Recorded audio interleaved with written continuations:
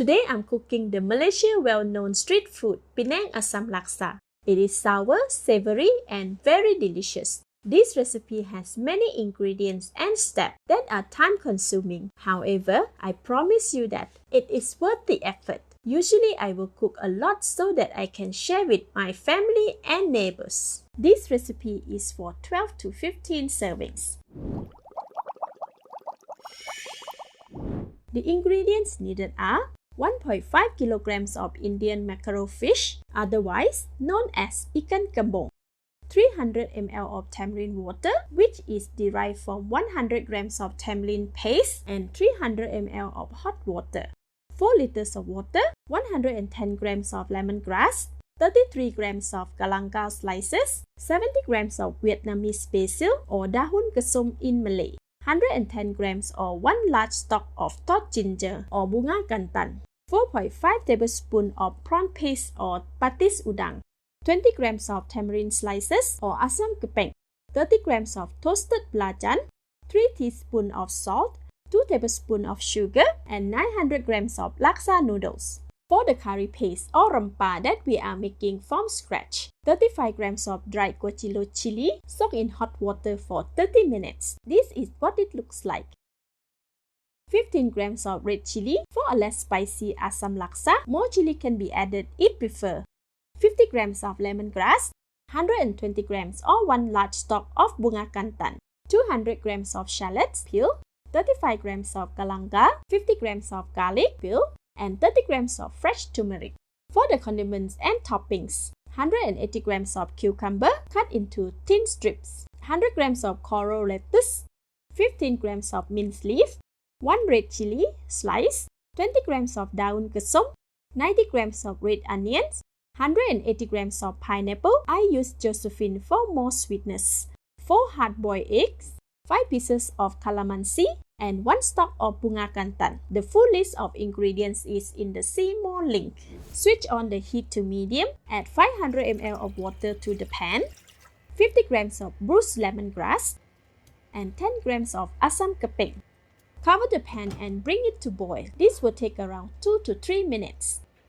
After 3 minutes, the water is boiling. Raise the heat to high.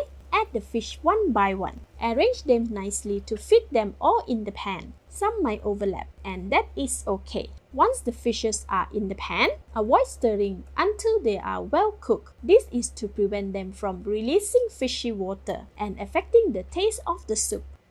Sprinkle 1 teaspoon of salt over the fish and place 10 grams of asam kepeng on the top to reduce the fishy smell as it boils. Cover the pan and continue to cook for 8 minutes on high heat.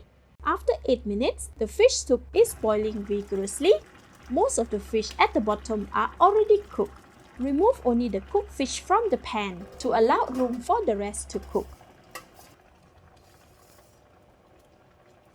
Arrange them so they all stay submerged. Continue boiling for 1 more minute. Once they are cooked, remove from the soup.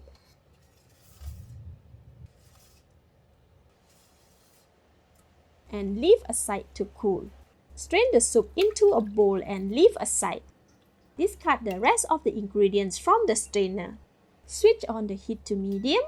Add 3.5 liters of water in a large stock pot and 33 grams of galangal slices, 60 grams of bruised lemongrass, bunga kantan cut into half, all of the daun kesum, toasted belacan, and 2.5 tablespoons of prawn paste or patis udang. Sorry, I didn't realize that the camera was off, so there is no footage of that. Strain all the tamarind water. Use a spoon to press down all the juice and stir to mix well. Lastly, add 20 grams of asam kepeng into the soup. Cover the pot and bring it to boil. This will take about 20 minutes. After 20 minutes, the soup is boiling vigorously. Stir to rotate the ingredients and herbs. Cover the pot. Reduce the heat to medium-low and continue boiling for 45 minutes. While waiting for the soup, I will debone the fish to make fillets. This step is quite tedious as ikan kembung is very sweet even though it is full of bones. I am using gloves to prevent the fish smell from staining my hands, which is optional. Detach half of the fillet from the head and body. Remove the tiny bones from the side and the main bones in the center. Try to preserve the big pieces of fillets and set aside. Continue until all the fish has been made into fillets. This took about 20 to 30 minutes. Alright, all done. The fish head and bones can be used as fertilizer for my plants. Divide the fillets into 2 portions. If preferred, choose the nicer whole ones and set them aside.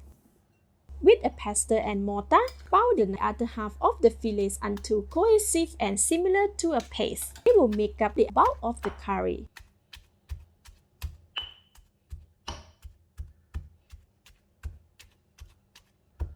Alright, all done. Leave aside with the fish fillet. Next, cut the herb into smaller pieces for blending. Roughly chop all the lemongrass,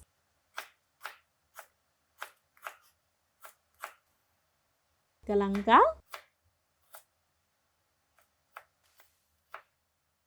tart ginger flower, fresh chili, soaked guajillo chili, and shallots. Place them all in a large tray together with the garlic and turmeric. To prevent staining, cut slit and separate the turmeric into pieces. Then transfer the ingredients into a blender and add 200 ml of water to ease the blending. I will blend them in stages as there are too many ingredients. Blend until very fine and resemble a wet paste. Alright, this is good. Add the rest of the ingredients, 150 ml of water, and blend until well combined. Like this. Now let's prepare the pan. Wipe the pan with some tissue and discard the asam kepeng or some small fish bone that may be left on the pan. Alternatively, it can be washed and dried if it has completely cooled. Switch on the heat to medium. Pour all the blended ingredients and stir constantly with the wooden spatula. As we are making sambal, we will cook it until most of the moisture has evaporated and the sambal paste has thickened. After 15 minutes, a lot of moisture has been released and it is quite thick. It can even hold its shape. It's ready. Switch off the heat. Remove it from the pan.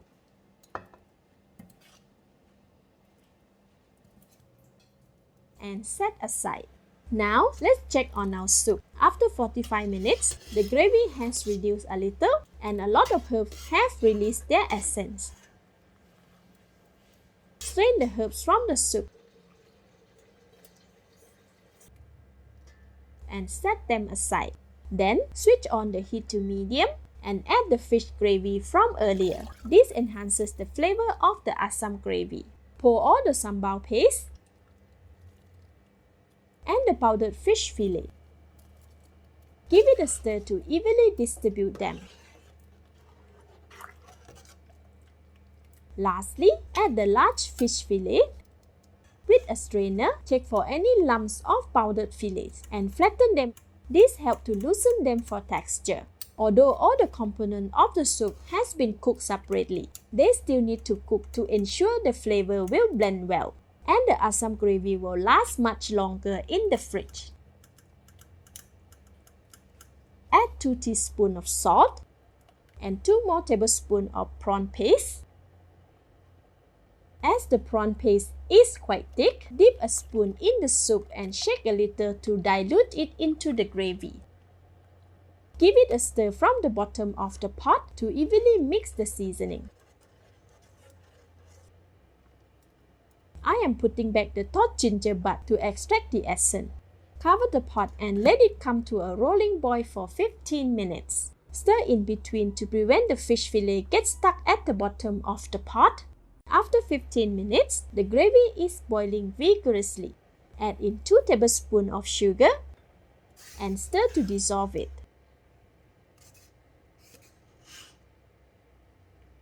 Alright, now I can give it a taste. The gravy is very thick and very delicious. More seasoning can be added as preferred, but for this, it is perfect. Switch off the heat, add all the daun kasum and cover the pot. Set it aside.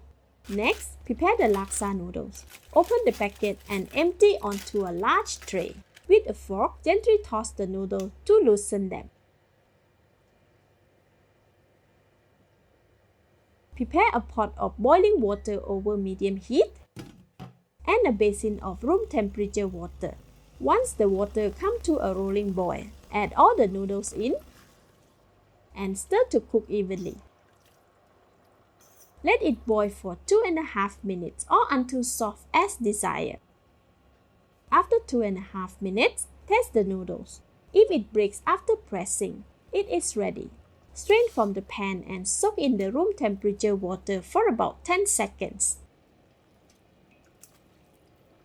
Then, strain the noodle over a colander with a basin underneath. Stir it a little to remove the excess water. Leave it aside. We are done with the laksa noodles. Time to prepare the condiment. Chop the lettuce into rough slices of preferred width. Fold bunga kantan, cut into half and slice thinly. This gives the very fresh feeling to the asam laksa. Set aside. Peel the hard-boiled eggs and cut them into wedges with a knife or egg slicer. This is very satisfying. Alright, all done. To assemble, portion out the desired laksa noodle amount into a serving bowl. Stir the asam gravy so the fish are well distributed. Pour the gravy until the noodles are just submerged. Line the bowl with cucumber slices, pineapple pieces, red onions, mint leaves, daun kasum, lettuce, half a piece of hard-boiled eggs, some chili, and a garnishing of bunga kantan. It already looks so good. Lastly, arrange the fish fillet and top it with half of calamansi lime. It looks super delicious. Serve with all the topping for individual preference. Squeeze the lime over the noodles. Add a little bit of prawn paste and stir to mix it all together. Let's eat!